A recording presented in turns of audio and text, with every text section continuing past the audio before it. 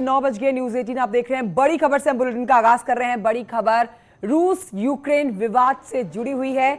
Ukraine में सैन्य कार्रवाई का आदेश दे दिया गया है। रूस के राष्ट्रपति पुतिन का आदेश। पुतिन ने यूक्रेन को चेतावनी दी है, यूक्रेन नहीं माना तो युद्ध तय है। तो आपको बड़ी खबर बता रहे हैं, यूक्रेन रूस अब जंग के बेहद करीब पहुंच गया है। रूस के राष्ट्रपति व्लादिमीर पुतिन ने यूक्रेन के खिलाफ सैन्य कार्रवाई का ऐलान कर दिया है। उन्होंने ये भी कहा है कि यूक्रेन रूस के युद्ध को टाला नहीं जा सकता। हम आपको बता रहे हैं बड़ी बातें व्लादिमीर पुतिन की तरफ से जो कहा गया है।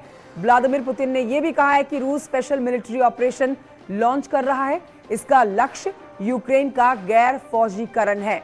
पुतिन की तरफ से यूक्रेन की सेना को कहा गया है कि वो हथियार डालें और अपने घर जाएं। इस वक्त की बड़ी खबर आपको बता रहे हैं, तस्वीरें भी आपके सामने हैं। यूक्रेन रूस का जो जंग जो बीते कुछ दिनों से लगातार सुर्खियां बटोरी हुई खबरें हैं, उस पर अब मोहर लगती हुई नजर आ रही है, क्योंकि यूक्रेन रूस अब जंग के बेहद करीब पहुंच गया है।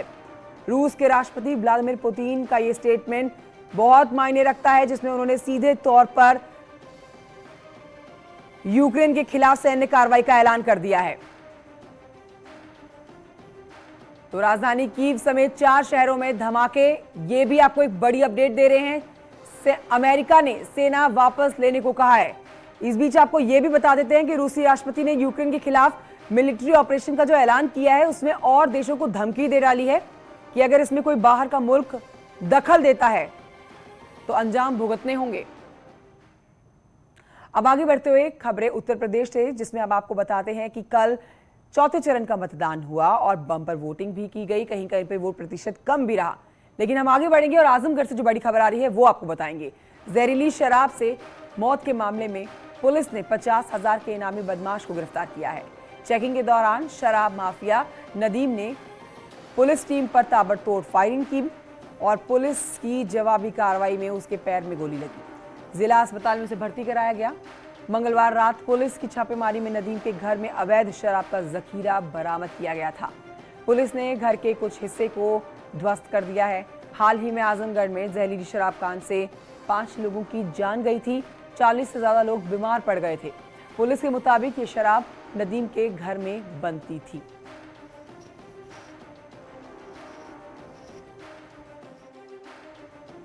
तो आजमगढ़ शराब कांड पर आपको हम बड़ी अपडेट दे रहे हैं। इस पर और जानकारी ले लेते हैं मेरे सहयोगी से अभिषेक जुड़ गए और जानकारी के साथ। अभिषेक, यहां पर आपसे जानना चाहेंगे, इस मौत के मामले में पुलिस ने 50,000 के इनामी बदमाश को गिरफ्तार कर लिया है और अब तक बीती रात से क्या हलचल हुई है, विस्तार से बताइए।